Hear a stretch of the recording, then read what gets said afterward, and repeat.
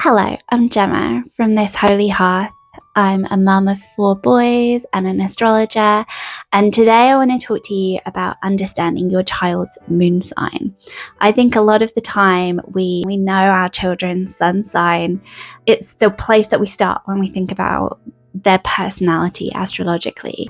But actually, with especially small children, it's much more accurate to be looking at their moon sign.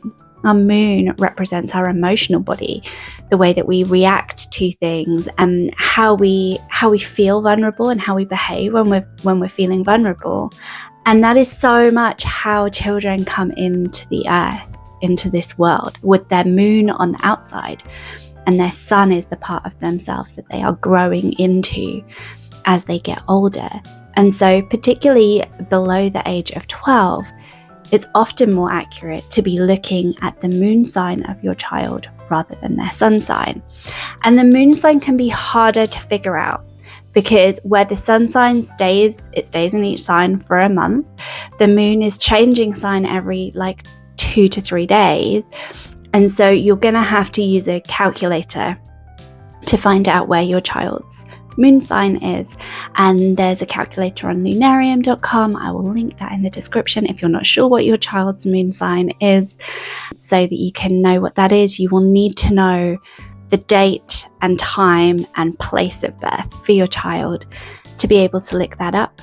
But we're just going to look at each sign that the moon might be in, and I'll give you a few tips on how to support your child if that is their moon sign, and some advice for what to look for and what that might look like for them.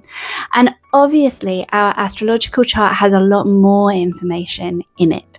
So if this feels like it doesn't quite resonate, firstly, double check the time, because the moon shifts frequently. So if you're even a few hours out, that can change the moon sign. But also, the other planets that are close to the moon or that are aspecting the moon are going to affect how it is expressed. So if you want to go deeper with this, definitely reach out to me. I read children's charts and parents' charts as well, and would be happy to talk to you about some of the other stuff that might be going on in their chart that is affecting how their moon is expressed. But we're just going to go on a simple level through the 12 zodiac signs and talk about how each of these different moons express through children and the way that they show up in childhood, because that can be quite different to how they look in an adult. So the moon in Aries, let's start at the beginning of the zodiac. Aries is a fire sign. When feelings hit an Aries moon, they hit fast and they hit hard. These little ones are likely to have really strong feelings and need some help figuring out what to do with them. How do we name our feelings, and how do we express feelings that are really big and overwhelming? So giving them strategies like screaming into a pillow, or like punching a pillow, or just being, there's quite a lot of physical energy in Aries. So finding really physical ways to manage their big feelings. They are going to respond really well to lots of activity, lots of running and jumping, and lots of sensory input as well. So pushing things and just having the opportunity to let stuff move through their body. That's very physical. It's a lot of physicality in their big feelings. So yeah, that's your Aries moon child. Children with their moon in Taurus are going to want things to be stable and steady. They're going to feel safe when they know what's going on. They know where they are. They're with people that they feel safe with. And this is going to be a really important thing for them, to have that predictability, that security, that safety. They are big huggers. It's a really tactile sign. So lots of physical hugs and kisses, having things around them that feel really safe. This might be the child who's really attached to their special cuddly toy that they want to take with them everywhere, or even just attached to stuff in general and wanting to keep things close to them. This is an earth sign, and obviously represented by the bull, which gives a steady, calm, grounded presence of like digging their feet in and only moving forwards when they feel comfortable. So making sure that you have ways of making them feel comfortable, especially if you're going into new experiences and new places and wanting them to be in environments that don't feel normal and safe to them. Make sure that they've got like their favorite snacks, big thing for Taurus, really good food that they really love, and like maybe their favorite blanket or their favorite cuddly toy to bring with them, so that they just have that sense of consistency and safety and groundedness. Introducing them to nature practices like grounding, like literally putting their feet in the grass on the floor. That's going to really connect with their soul in a special way. So that's our Taurus Moon children.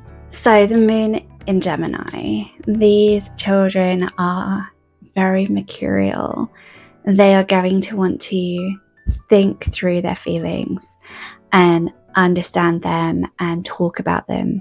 This is probably a child who's really chatty, who's really like curious about themselves and about the world, and who would really benefit from things like journaling and drawing their feelings, who would really benefit from like having this space to talk and process and understand themselves. Their minds are moving fast. And so being able to let them express that to you, giving them a sense that it's okay. It's okay for them to go at their speed. And maybe you also have lots of Gemini or Mercury placements, and so this is gonna like really click for you as well. And I think that's so much of this moon sign journey is finding the ways, like finding out how you tick, so that you can then see the way that you're going to connect with your child the best. But yeah, Gemini moon, really thoughtful, really quick, really like curious and all over the place, and bringing lots of things together, lots of different pieces from different places. They're really curious and trying to understand the world. So yeah, moon in Gemini. The moon in Cancer. These are really soft little souls. They feel everything really deeply, and they're not just feeling their own emotions. They are also feeling your emotions and probably other people around them. And so being really aware that how you feel and how you behave, that is going to be affecting them much more deeply than some other children. Make sure that you are doing the work to regulate your own nervous system. That's going to be so important for these little ones, because they are such sensitive souls and so porous to other people's emotions around them. It's also going to be really important to be with them, to have safe people around them, and to make sure that they're feeling safe and comfortable. And things like having their favorite blanket and their toy, similar to Taurus, might be really useful, and making sure that they have not just their routines, but like connection to other loving, safe people around them, preferably grown-ups, because children are not ready to be regulating their emotions in that way, and so they might be drawn to being around people who are slightly more mature and slightly more able to be a more stable presence for them. They're also going to be really loving and probably really adore babies and younger children and anyone that they can look after, and probably feel the same way about their toys. They're the children who would really benefit from having like little family rituals, like a little thing that you do maybe before you drop them off at school, like a special thing that you say to them, or something that brings a special connection that is special and unique to them and makes them feel like they're part of something bigger, they're part of your family. Moon in Leo. The moon is ruled by the sun. They wear their heart on the outside, and when their heart is hurt, they can be really dramatic about it. They just want you to understand what is going on in their inner world. Like, there is a lot of expression about it. It can feel like they're being really dramatic about things, but try not to make them smaller.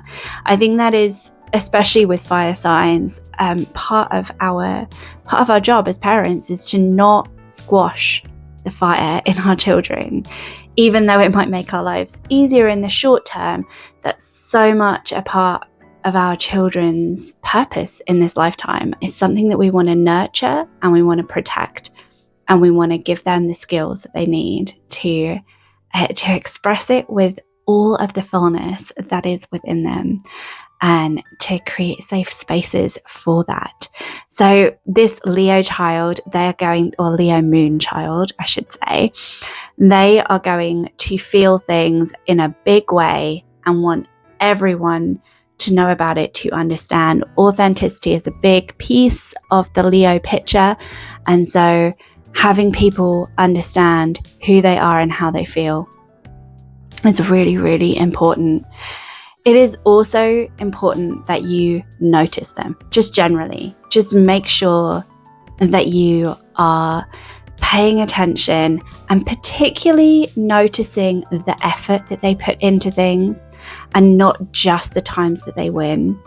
They want to be seen and they want their efforts to be recognized. And so if you can look at them and say, I saw how hard you worked at that, I saw the effort that you put in, that is really gonna sink into their soul in a special way. It will mean that you see more of that. And so make sure that you're careful about what you're praising and what you're not praising, because we don't want our children to feel like a failure when they're not good at something. We want our children to have the ability to put in the effort that is required to get better at something, and not to step back because it just wasn't something they were instantly good at. And so making sure that you're praising effort, and that you are telling them that you see them shine even when it's not something that's really obvious, that you saw them being helpful, that you saw them being kind. It's so easy to give lots of attention to really loud behavior.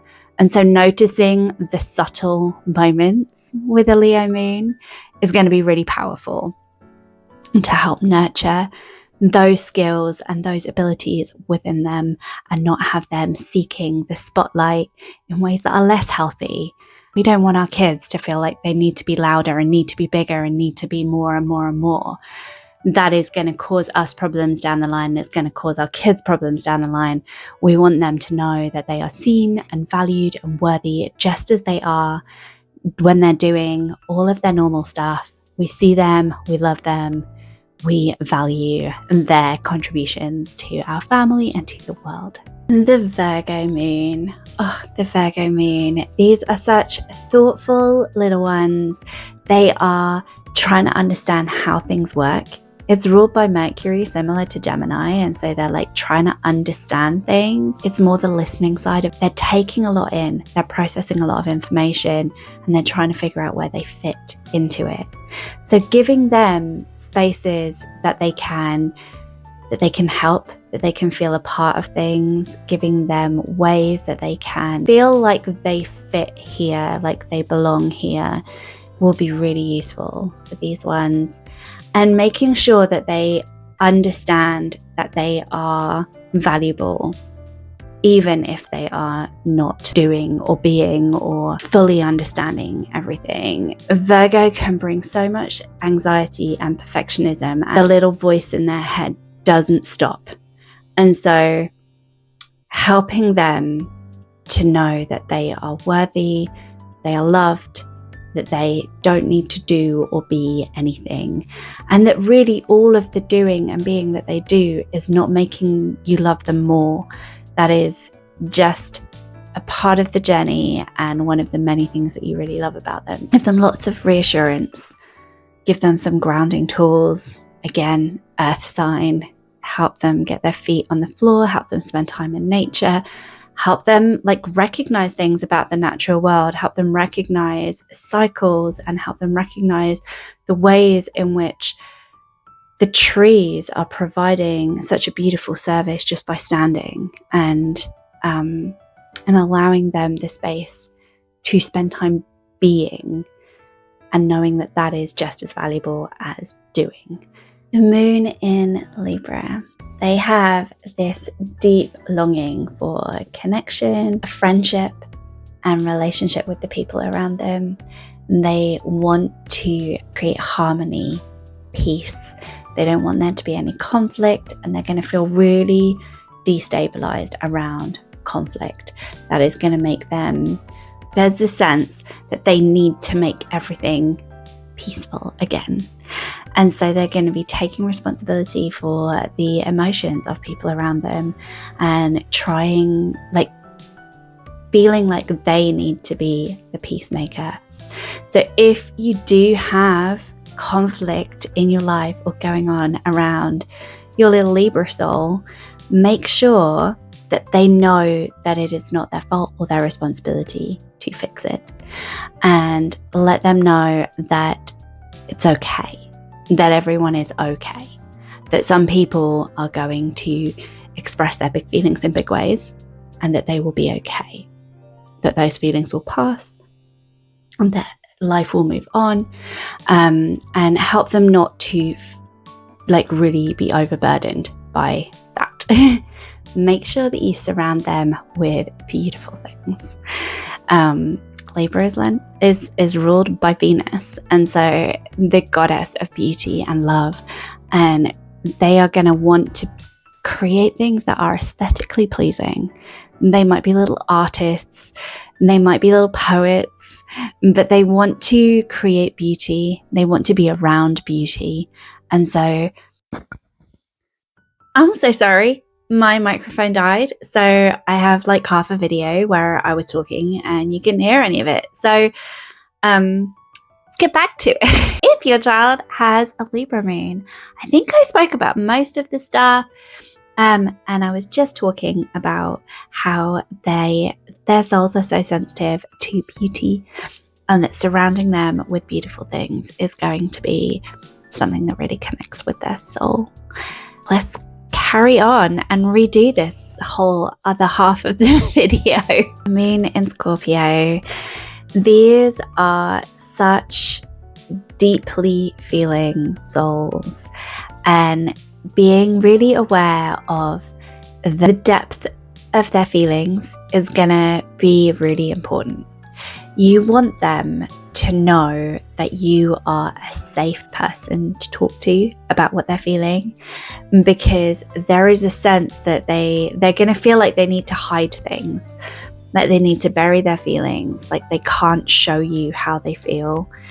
And so making sure that they know that they are safe to share things with you, that you're not going to go off and talk to other people about them behind their back, that you're not going to betray their confidence in some way, and that you're not going to be shocked by what they tell you, because Scorpio moons, they feel things so deeply that there might be things that they say that do feel that are really hard to hear. Don't let them know that you're struggling with that. That is not their burden to bear, and they need to have a safe place where they can bring their all of the extremeness of what they're feeling, all of the deeply felt intense emotions, that they know that you can hold that with them, that you can sit with them in the darkness, and that you can be their trusted confidant. Whatever it might be that they're feeling, they're going to have they know things, right? A Scorpio moon can tell whether you're telling the truth or lying, whether you're hiding things. And so be honest with them and trust that they can handle the truth at an age appropriate level, obviously, but trust that they can handle the truth, because if you lie to them about things, they're going to know, and they're going to feel like they can't trust you. Being honest and brave with them, letting them bring their intensity, and you not shrinking back or being afraid of it.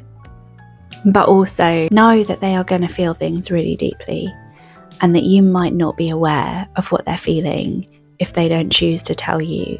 So when they choose to tell you, make sure that they feel safe in that moment, that becomes something that they continue to feel safe doing, because as they grow older, they're going to need that. They're going to need that kind of support. They're going to need people around them that they can talk to about things, so that their inner world doesn't become too deep and too dark and too lonely, because it really can. Moon in Sagittarius. These are like larger than life. This is ruled by Jupiter, the like god of expansion and stories and spiritual journeying and philosophy and adventures and travel. Sagittarius moons are going to really benefit from stories, from hearing stories of magical kingdoms, from being able to immerse themselves in those kinds of adventures, being able to travel, like actually travel, and being able to explore new places in their own environment as well. Like there is this real connection to adventure on all different levels. These are also children who would really benefit from like being able to have conversations about philosophy, about what we understand about life, and like those really big philosophical questions that I think are really often what is explored in the greatest of all stories. And so giving them space to like knock those ideas around in their head will be really useful for them. They will really love that. And it might be a really nice way for you to connect to them, depending on your chart and whether that's something that lights you up or not. They'll probably have these elaborate playscapes. They'll want to be the hero of the story and going out on adventures in their little games, and super fun, really, really funny energy as well. Sagittarius, like jokers, proper jokers. The moon in Capricorn. Now, these guys can be really serious. I think there's something about Capricorn that's just a serious energy, right? The god of time and limits and boundaries, Saturn, rules Capricorn. We are not messing around with Capricorn. I would like to advise you that you should be messing around with Capricorn. They are children too. So if you have a little Capricorn moon in your life, try to help them to find the joy in playing. Sometimes a Capricorn moon is going to mean that there are reasons why they feel responsible, that there will be things in their life that mean that they have to take responsibility from a young age. But where there are options, and I think there are always options, even if they do have to be quite responsible, there will always be ways in which they can be playful and have fun and not be responsible for other people and other things. They should be encouraged to find ways to be playful and have fun. Often people with heavy Capricorn, struggling today, with heavy Capricorn placements will, in their older life, as they grow up, they will become more playful. They'll have this very serious first half and then a much more playful second half of their life. They're the kinds of people who know how to have a hobby and who know how to take play seriously.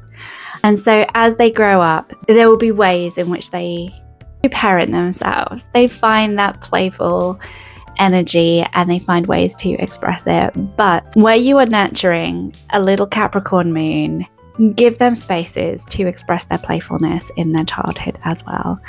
And also honor the seriousness, because this is not about making fun of how serious they are, even as a small child.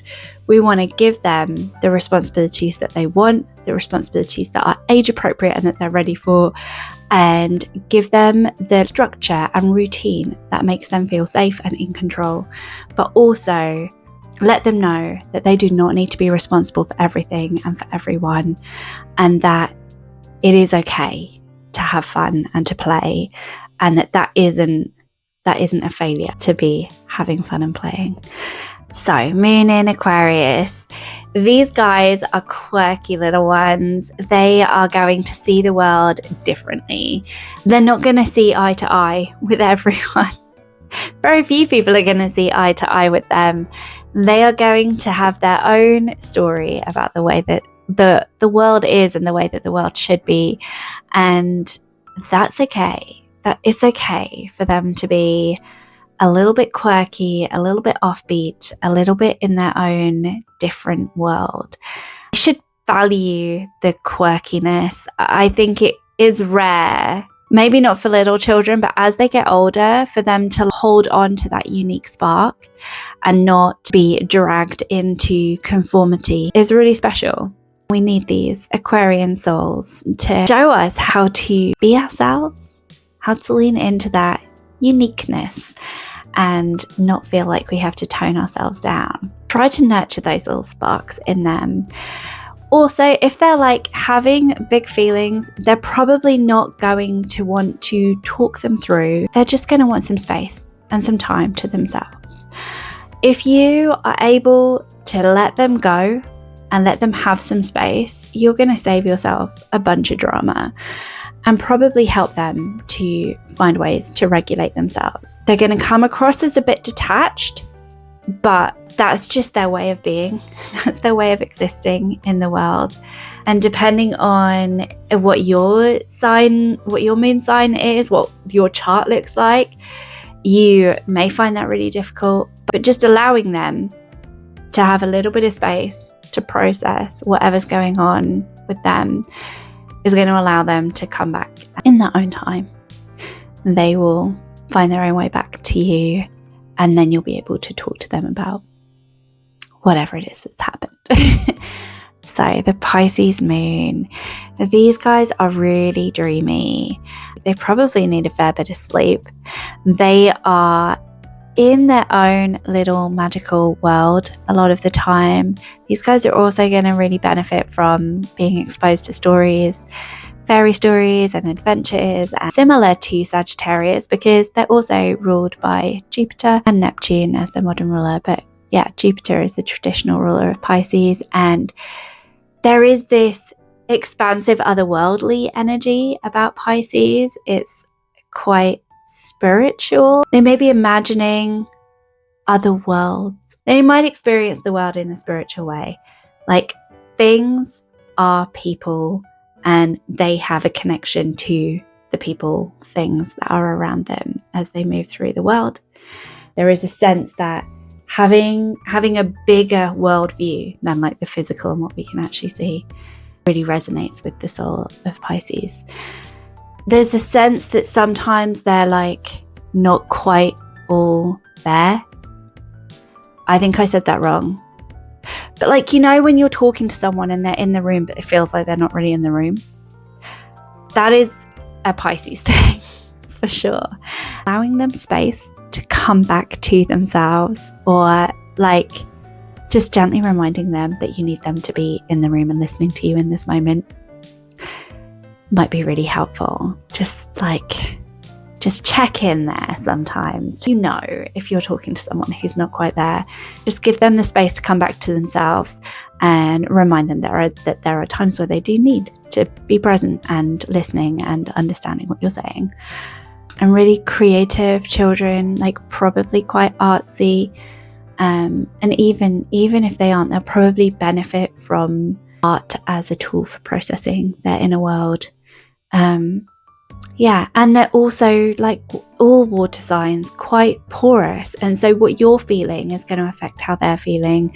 They're going to be feeling the feelings of everyone around them on an intuitive level, and sometimes they'll struggle to tell the difference between what is yours and what is theirs. They'll struggle to discern what are their feelings, helping them to process that as well, that like sometimes it's not even their feelings to feel. And that's all of our zodiac signs. The moon is not a way to put your child in a box or reduce them to this one archetypal understanding of who they are, but this can be the key that unlocks their inner world and helps you understand was going on a deeper level. So hopefully some of this information, some of these tips and tricks for working with different moon signs will help you to understand your child more deeply and will help you to connect to them. If you would like more videos like this, maybe going through other planetary placements, do let me know. I would be open to talking about what other planets look like in our children's charts. And drop me a message in the comments if this has been helpful. Let me know what your child's moon sign is and how that shows up for them. And there is a whole world of astrology within your child's chart to unpack. And so if you would like some support with doing that, I offer child chart readings where I'll give you a written report of your child's chart and all of their planets and talk about any aspects or things that I see in your child's chart that are a little bit more complex, because no one's very simple, really, are they? And I also do parent and child readings if that is useful to help you understand your chart and your child's chart and how they might work together. I'm also, if you're watching this in the very near future, doing a course with my friend Lauren. At the end of September, we're going to do like a 3-day free event looking at your child's moon sign and doing a bit of a deep dive into your moon sign and your child's moon sign. So if you're interested in that and you're watching this in the summer of 2025 when I'm making it, then please do sign up. We will have an Understanding Your Mother archetype course that we're going to teach for the following 6 weeks. So hopefully by the time this is out, we'll have the sign up for that all set, and that will be in the description. I would love to see you there.